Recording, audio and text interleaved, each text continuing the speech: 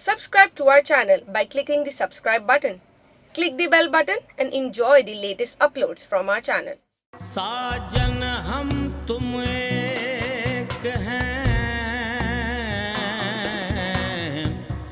Can सुनल में दो, मल को मल से तो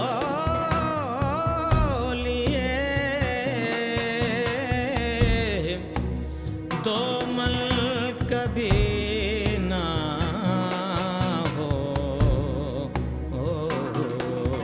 पधारो मारो देश रे, पधारो मारो देश। खिज़र, तुम ये चिकन कढ़ाई तो लो, देखो बहुत अच्छी बनी है। बस अनाया, मुझे एक ज़रूरी मेल करनी है। खिज़र, तुम्हारी जिंदगी यहीं पे खत्म थोड़ी हो गई है। तुमने अभी बहुत सारी जिंदगी जीनी है। तो मैं क्या करूँगी जी के तहन? सब कुछ तो खत्म हो गया। बस इस बार इतना ख्याल रखना कि तुम्हारे किसी फैसले से हमारी औलाद परेशानी में मुब्तला हो। पधारो मारो देश।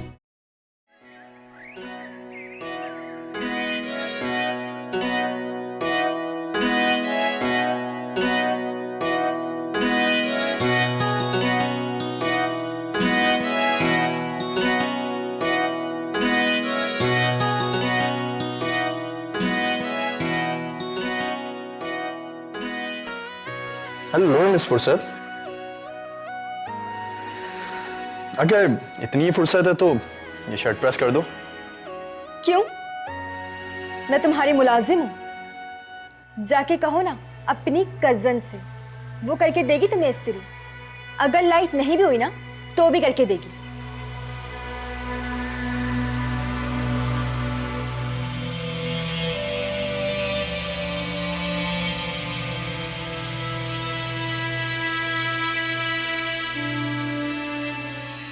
रूही, अस्सलाम वालेकुम आंटी। वालेकुम अस्सलाम। कैसी हो तुम? मैं ठीक हूँ। तुम्हारी इद्दत के दिनों में भी आई थी मैं, पर सोचा तुम सो गई हो, इसलिए तुम्हारे कमरे में नहीं आई। लेकिन खैर खबर मैं तुम्हारी बराबर रखती रही हूँ।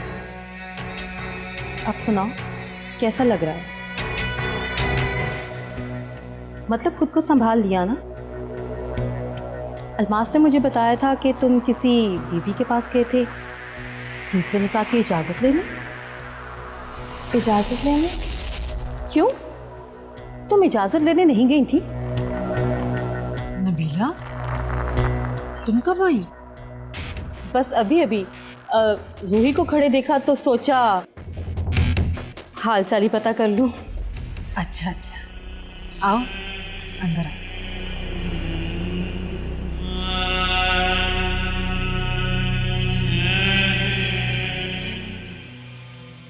हाँ बताओ क्या करना है? पहले मंगनी करनी है या डायरेक्ट शादी?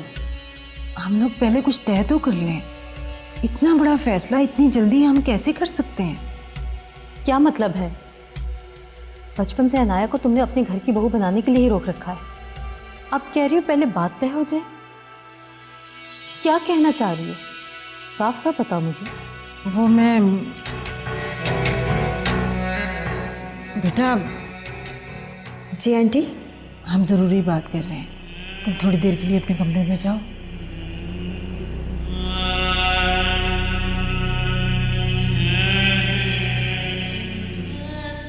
हाँ अब बताओ क्या कह रही थी तुम? नबीला, मैं ये कह रही थी कि मैं भी चाहती हूँ अनाया को अपनी बहू बनाना, लेकिन साथ साथ ये सोचकर भी परेशान हूँ कि अगर हमने ज़बरदस्ती खिज़र से अनाया की शादी करा भी दी तो क्या खिज़र अनाया को वो खुशियाँ दे पाएगा जो वो चाहती है?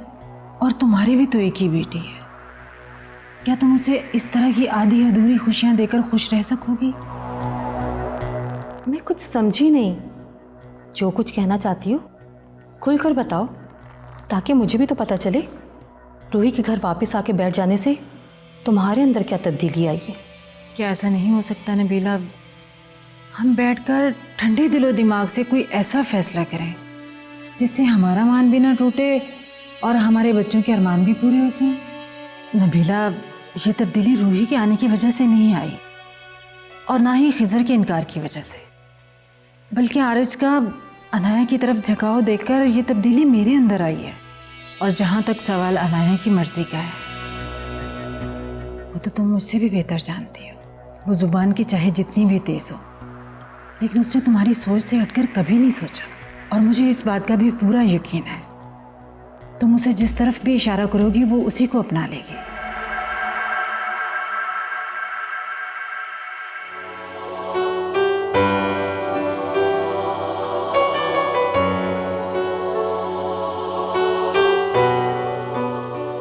रूही,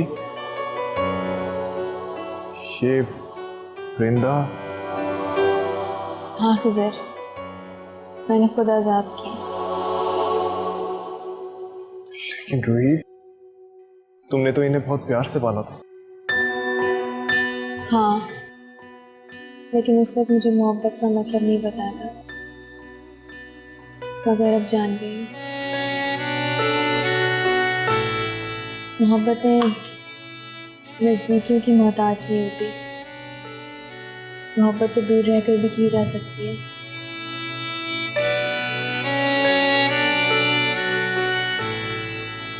तो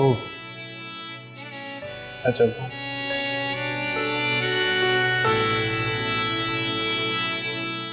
मम्मा मेरा हाथ छोड़िए, कहाँ लेके जा रही हैं आप? चलो चलो मेरे साथ, चलो, मैं कह रही हूँ। नबीला, मेरी बात तो सुनो। जैसा तुम चाहती हो वो हमारे बच्चों के लिए। मेरे नहीं, सिर्फ तुम्हारे।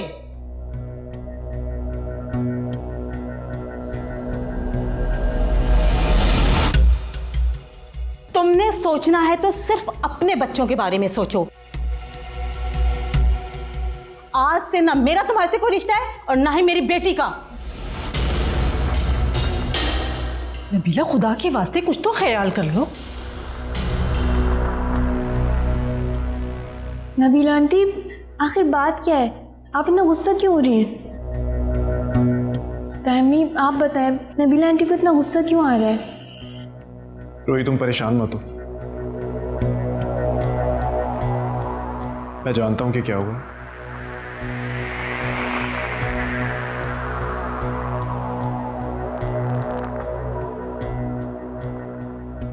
खाला जानी, आए बैठ के बात करते हैं। क्यों? अब रही सही बेइज्जती तुम करोगे मेरी?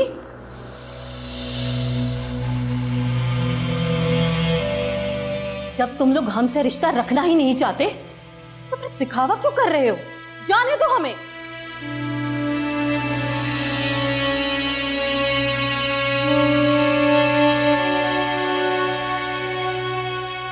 रिश्ते अगर जरा सी बात पर तोड़े नहीं जाते तो क्या बगैर किसी वजह के ठुकरा दिए जाते? और ये जरा सी बात नहीं है जिस पर मैं ये रिश्ता तोड़ के जा रही हूं।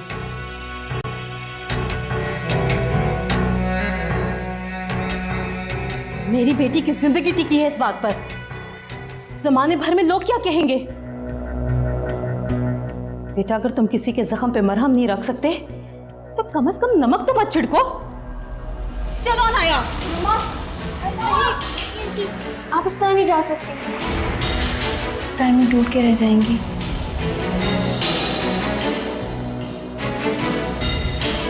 तो तुम हो ना जोड़ने के लिए, छूटती रहना बैठ के। नहीं आंटी, एक रिश्ता किसी दूसरे रिश्ते की कमी पूरी नहीं कर सकता, वरना 5 उंगलियों में से 1 उंगली के कट जाने पे हाथ अधूरा क्यों लगता है? तुमने फिल्में पढ़ी है ना, इसीलिए फिल्में बातें करके ना तुम लोगों को इम्प्रेस कर सकती हो। लेकिन मुझ पर तुम्हारी इन बातों का कोई असर होने वाला नहीं है। जो हमदर्दी तुम अब दिखा रही हो ना, यही हमदर्दी तुम अनाया के हक पे डाका डालने से पहले दिखाती।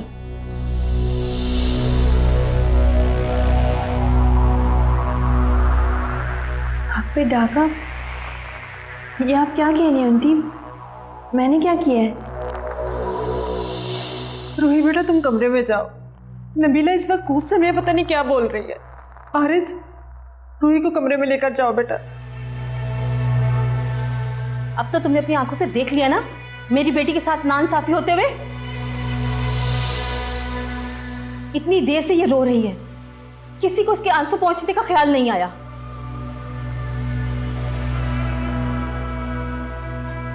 मैंने तुम्हारा जरा सा नाम क्या ले लिया, सबको बुरा ही लग गया। ये हुई है मेरी अनाया के साथ नाइंसाफी।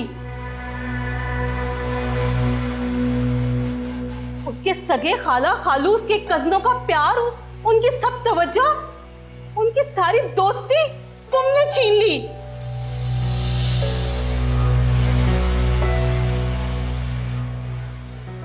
यहां तक कि उसका बचपन का मंगेतर वो भी तुमने छीन लिया।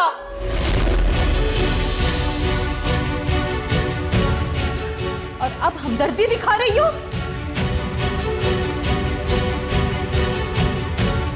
जब ये पैदा हुई थी ना, तभी अलमास की गोद में मैंने उसकी बेटी बनाकर डाल दिया था। लेकिन तुम्हारे आते ही तुम्हें गोद में उठा लिया और इसे गोद से उतार दिया। मैंने सोचा चलो बेटी ना सही अपनी खाला के घर में बहू बनकर आ जाएगी, लेकिन तुमसे तो यह भी बर्दाश्त नहीं हुआ और अपनी मर्जी से शादी की। और टूटने के बाद तुमने मेरे उसी भांजे पे डोरे डाले जिसे मैं अपना दामाद बनाना चाहती थी।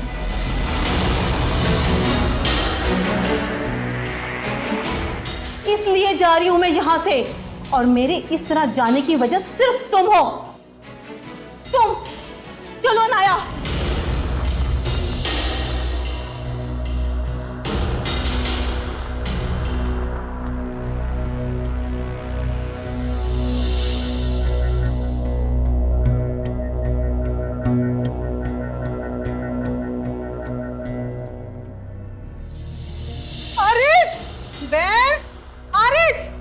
इधर आरिज, वो रूही। क्या हुआ रूही को? रूही घर छोड़ के जा रही है। क्या?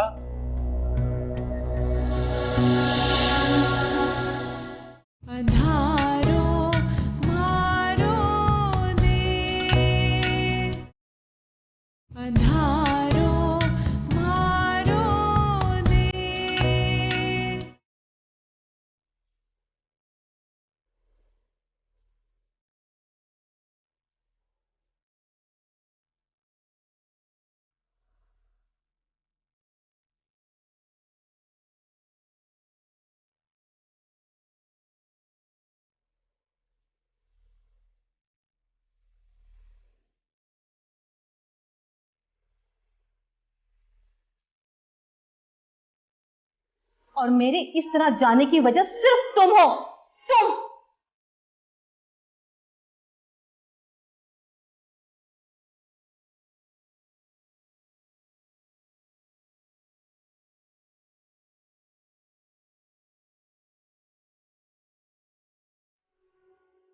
आई थिंक अब आप लोगों को रूही से खुलकर बात कर लेनी चाहिए, क्योंकि वो तो किसी से सवाल करेगी नहीं और अंदर ही अंदर खाला जान के लगाए हुए इल्जाम पर उलझती रहेगी। नहीं आरिश, सिर्फ बात करने से उसकी उलझनें खत्म नहीं होंगी। इतना दुख तो उससे खाला जान के लगाए हुए इल्जामात से भी नहीं हो रहा होगा, जितना उसे ये सोच के हो रहा होगा कि अभी अभी उस पर कितनी बड़ी क़यामत गुजरी है।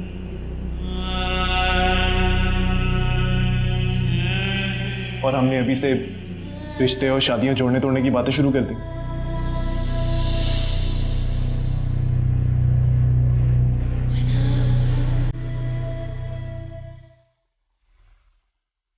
रूही बेटा, ये क्या कर रही हो? प्लीज सैम, आप मुझे नहीं रोकेंगे, आपको मेरी कसम। कैसे नहीं रोकूं तुम्हें? तुम जा कहाँ रही हो?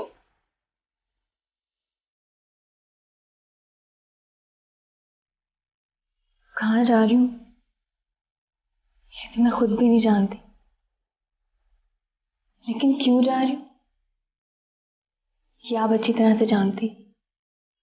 रूही, वो तो नबीला को आदत है बकवास करने की, ऐसे फजूल में गुस्से में वो पता नहीं क्या कुछ बोल गई, वरना तुम अच्छी तरह जानती हो हमने तुम में और अनाया में कभी कोई फर्क नहीं किया। और तुम तो गवाह हो इस बात की, जो कुछ भी नबीला बोल रही थी वो उसका अपना पाला हुआ वहम है। वहम? इसमें वहम क्या था अम्मी? आपका अनाया को गोद ले लेना और फिर मेरी वजह से उसको वापस कर देना, फिर मेरी शादी के बाद खिजर अनाया की शादी का फैसला करना और फिर बदल दें। ये सब हकीकत ही तो है। ना ही मैं डिवोर्स के बाद वापस आती इस घर में, और ना ही आपको खिजर और अनाया की शादी डिले करनी पड़ती, और ना ही नबीला आंटी और आपका रिश्ता खत्म होता। शायद वो सच ही कह रही थी। ये सारी नाइंसाफी मेरी वजह से तो नहीं अनाया के साथ। नहीं मेरी बच्ची, तुम्हारी वजह से किसी के साथ कोई नाइंसाफी नहीं हुई, और ना ही तुम्हारी वजह से मैंने खिजर और अनाया की शादी डिले की है। बल्कि खिजर ने तो खुद इनकार किया शादी से, क्योंकि बेटा वो अनाया को पसंद ही नहीं करता, और ना ही कभी वो उससे शादी करना चाहता था। नबीला आंटी को लगा कि खिजर मेरे से शादी करने के बारे में सोच रहे, तभी अनाया को इनकार करे। हाँ, खिजर यकीनन तुमसे बेटा शादी करना चाहता है, और वो तब से तुमसे मोहब्बत करता है जब से उसने होश संभाला है। उसने दिल ही दिल में तुमसे शादी करके अपनी जिंदगी गुजारने के हजारों ख्वाब देखे थे बेटा, लेकिन उसने फिर तुम्हारी खुशी के आगे अपने दिल को खामोश कर दिया और चुपचाप यहां से चला गया अपनी हसरतें लिए। और उसे जैसे ही पता चला कि मेरी डिवोर्स हो गई तो मुझसे शादी करने के लिए आ गया।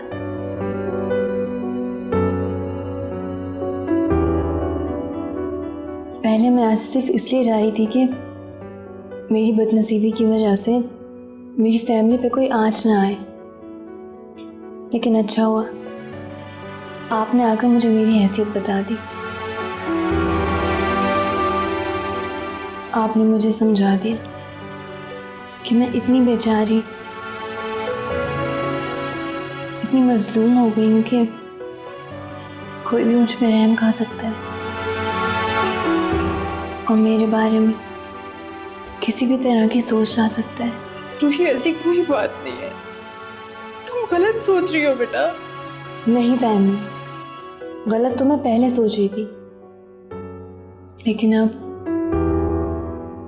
अब मेरी सारी गलत फहमियां दूर हो गई हैं।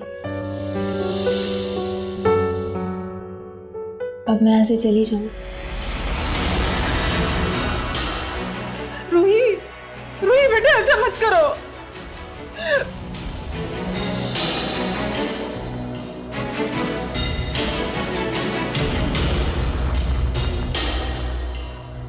आरिज, ज़ुबैर, आरिज, खिजर, आरिज, वो रूही। क्या हुआ रूही को? रूही घर छोड़ के जा रही है। क्या?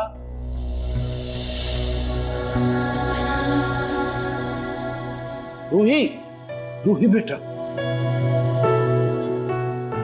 क्या करने जा रही हो तुम? क्या गजब ढाने जा रही हो अपने ताया अबू के ऊपर?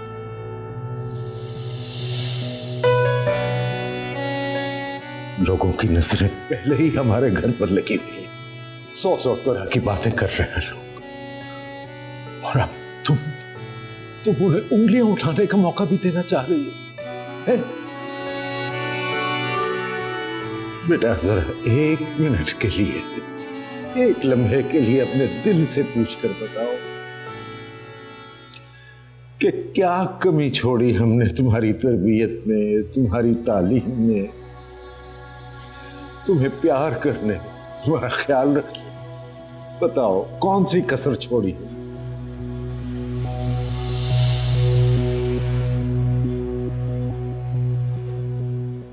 तो फिर क्यों, ऐसा क्यों बेटा?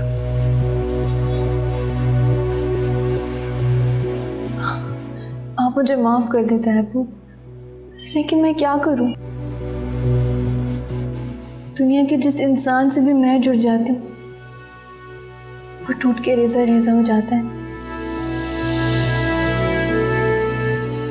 हंसते बसते घर उजड़ कर रह जाते हैं और मेरी नहुसत बने बनाए रिश्तों को निगल जाती।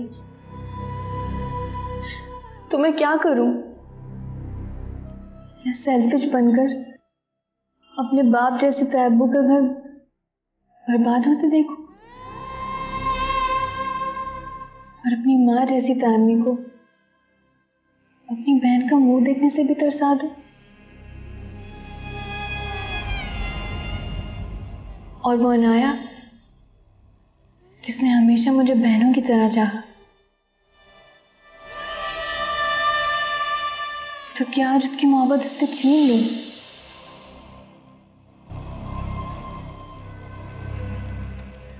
नहीं तैयब्बू, मुझसे सब कुछ नहीं होगा। मैं लोगों की 4 दिन की बातों से बचने के लिए आप लोगों को हमेशा के लिए बर्बाद कर दूं।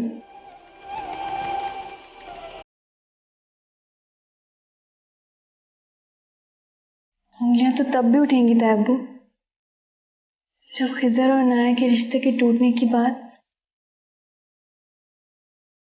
लोगों तक पहुंचेंगी।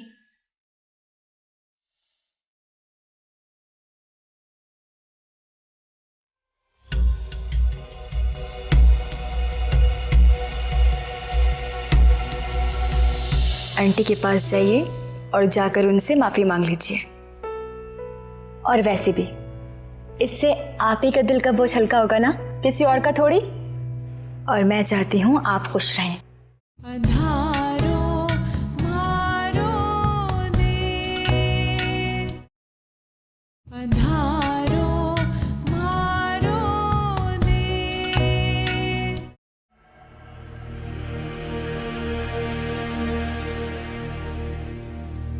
अगर हमने ज़बरदस्ती खिज़र से अनाया की शादी करा भी दी तो क्या खिज़र अनाया को वो खुशियाँ दे पाएगा जो वो चाहती है? और तुम्हारी भी तो एक ही बेटी है, क्या तुम उसे इस तरह की आधी अधूरी खुशियाँ देकर खुश रह सकोगी? रूही बेटा, तुम गलत सोच रही हो, बिल्कुल गलत सोच रही हो। रिश्तों में ज़रा सा भी खुलूस बाकी हो ना, दुनिया लाख चाहे वो रिश्ते कभी नहीं टूट सकते। और फिर खून के रिश्ते भी कभी टूट सकते हैं।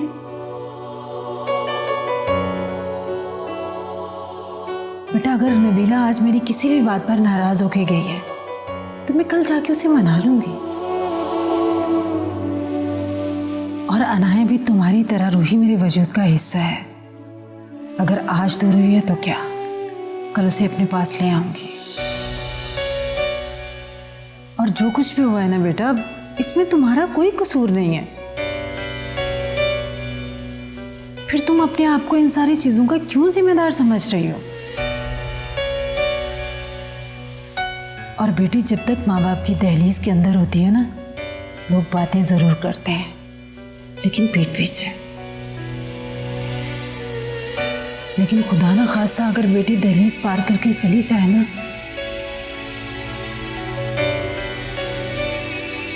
तो उन्हीं उंगलियां उठाने वाले गूंगे लोगों को जुबान मिल जाती है। फिर वो सिर्फ इशारे नहीं करते बेटा, तानों के पत्थर मारते हैं।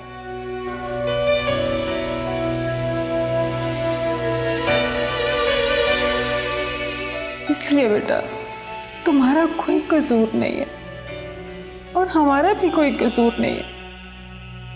ये सब कुछ करके हमें क्यों सजा दे रही हो बेटा? हाँ रूही,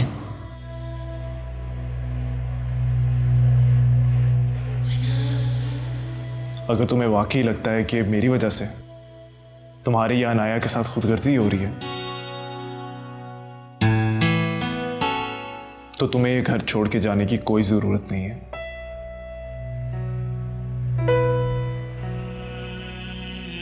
मैं खुद यहां से चला जाऊंगा।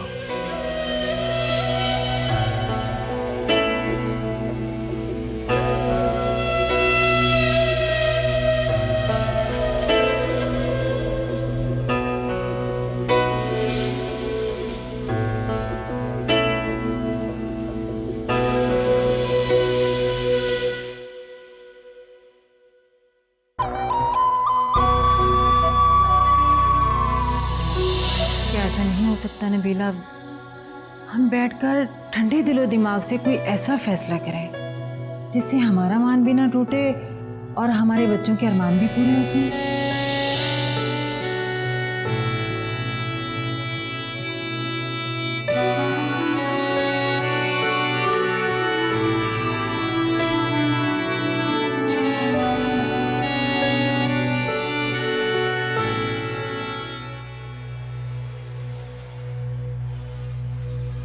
मुझे लगता है हमने बोलो।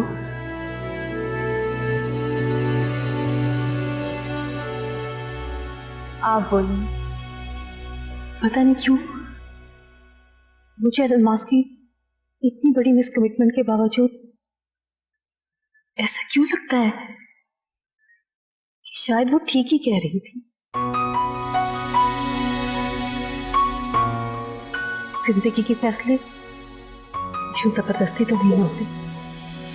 हाँ मामा, देखा जाए तो गलती हमारी ही थी। खजर ने मुझे कभी कभी उस नजर से नहीं देखा,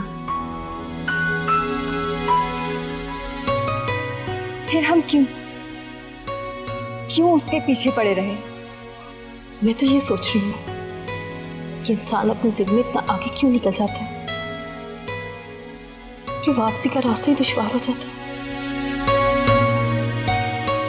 लेकिन तुमने मेरी जिद को अपनी जिद क्यों बना लिया अनाया? जबकि तुम तो खिजर को चाहती ही नहीं थी।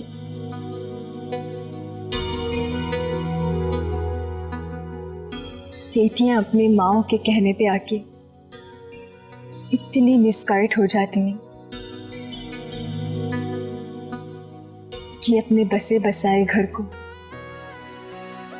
यूं ही बर्बाद कर देती हैं। क्योंकि इस दुनिया में सबसे असरदार किसी शख्स के लिए उसकी माँ की बात होती है, उसकी माँ की वो तरबियत होती है। इस दुनिया में आने से लेकर उसके होश संभालने तक। और मम्मा, मैं तो इतनी छोटी थी कि अगर आप मुझे इन डिफरेंसेस का नहीं बताती तो शायद मैं कभी नहीं समझ पाती। और अलमास आंटी, वो तो वैसी थी, बेटी से इतनी तरसी हुई थी, वो आधे हिस्से पर कभी भी खुश नहीं हो पाती और ना ही उनकी ममता आपके इस बेटी शेयर करने पर पूरी हो पाती। और इसीलिए उनकी सारी मोहब्बत और तवज्जो रूही ने समेट ली। लेकिन मुझे इस बात का एहसास तब तक नहीं हुआ जब तक मैंने उनके पास रहकर उनको समझा नहीं। पर आज मैंने उनकी आंखों में अपने लिए और आपके लिए आंसू देखे। फिर एक बात और समझ आई कि मोहब्बत कम और ज्यादा नहीं होती,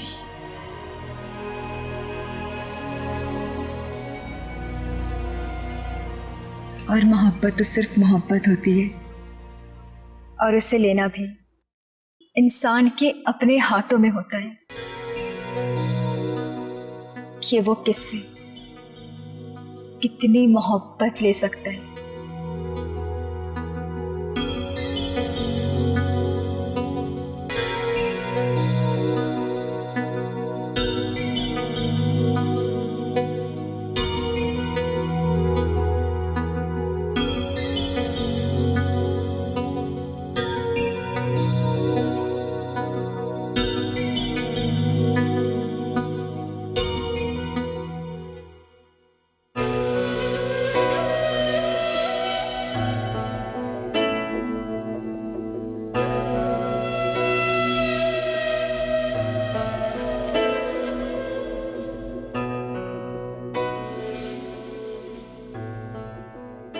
अल्मास,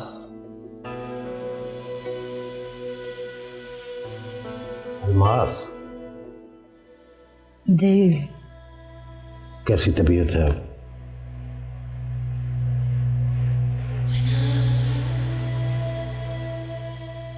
चलो उठो, मैं ये दवा लाया हूं, दवा खाओ। दवा खा लो। मुझसे निकाह नहीं। भाई इस तरह खुद को तकलीफ देने से क्या मसले हल हो जाएंगे? कमाल करती हो तुम भी। देखो अल्मास, वो तुम्हारी बहन है, तुम्हें उसकी तबीयत से अच्छी तरह वाकिफ होना चाहिए। मुझे यकीन है कि वो भी घर जाकर परेशान होगी। जब मैं ये सारी बात जानता हूं तो तुम बहन होकर उसे नहीं पहचान पाई। आप उसकी बात कर रहे हैं, मैं तो अपने दिल के हाथों मजबूर हूँ जुबैर। कैसे समझाऊं इसको जो उसके लिए तड़प रहा है।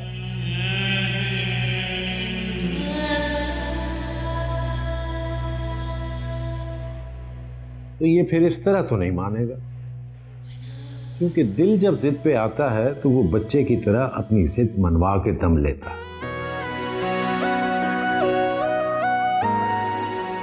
अच्छा देखो, मेरी बात सुनो, तुम ऐसे करो, तुम कल जाकर उससे मिला। नहीं, अच्छा अगर मिलना नहीं चाहती फोन पे बात कर लो। मैं ना उससे मिलने जाऊंगी ना फोन करूंगी। वो खुद आएगी और आके इन मसलों को हल करेगी। ये सारे मसले खड़े भी तो उसी ने किए हैं। कमाल बात करती हो तुम भी अल्मास। भाई तुम जाओ या वो आए, इसमें कौन सी ऐसी बात है? बहनें हो तुम दोनों, अना को बीच में मत लाओ। देखें जुबैर, आप अच्छी तरह जानते हैं मैं अना परस्त औरत नहीं हूं। मैं अपने लिए तो हर किस्म का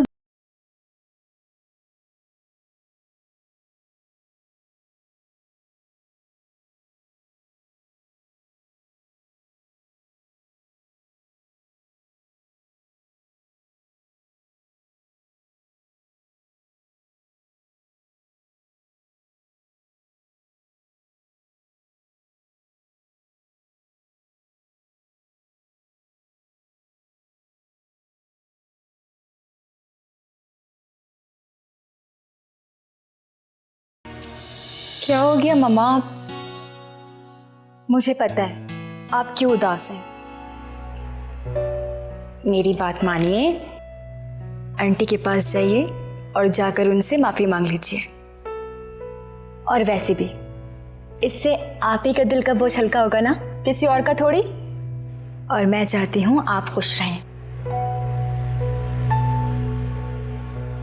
अगर अल्मास ने तुम्हारे और आरिज के रिश्ते की दोबारा से बात की तो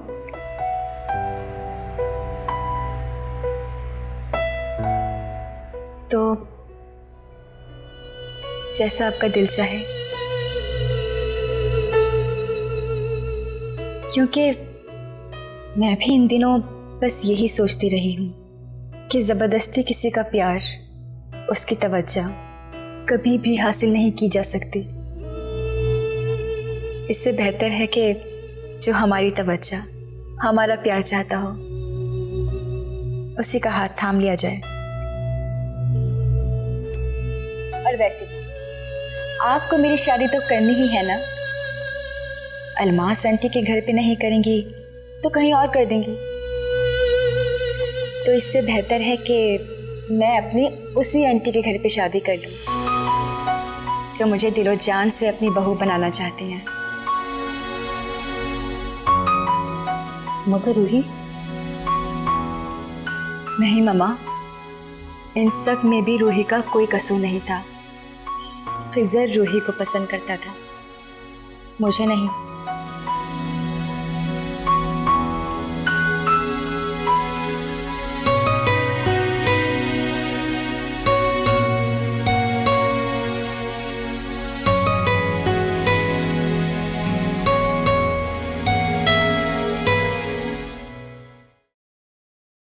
अरे बैठो बैठो बैठो रूही।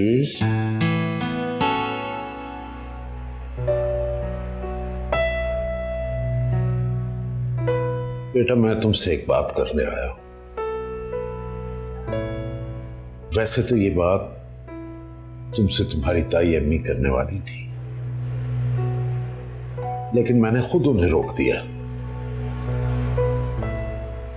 वो इसलिए कि जो बात वो करती तो तुम्हारी आंखों में आए हुए आंसू देखकर शायद अपनी बात से पीछे हट जाती।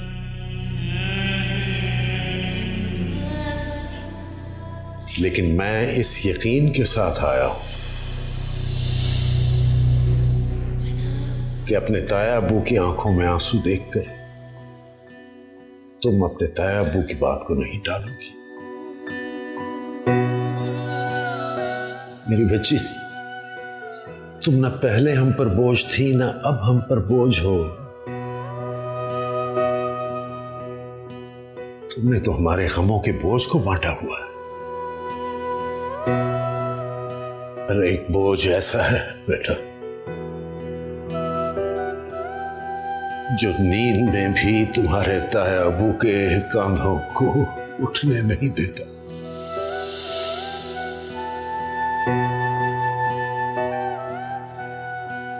बेटा,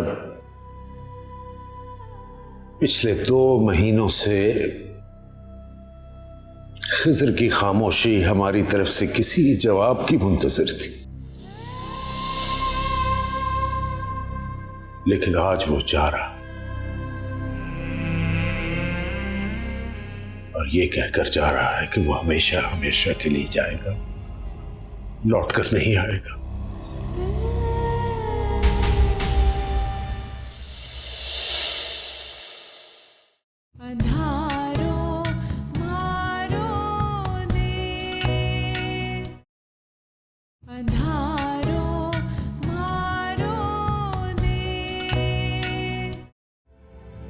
मैं तुमसे बहुत मोहब्बत करता हूँ। मैं तुम्हारा साथ कभी भी नहीं छोड़ूंगा। I swear।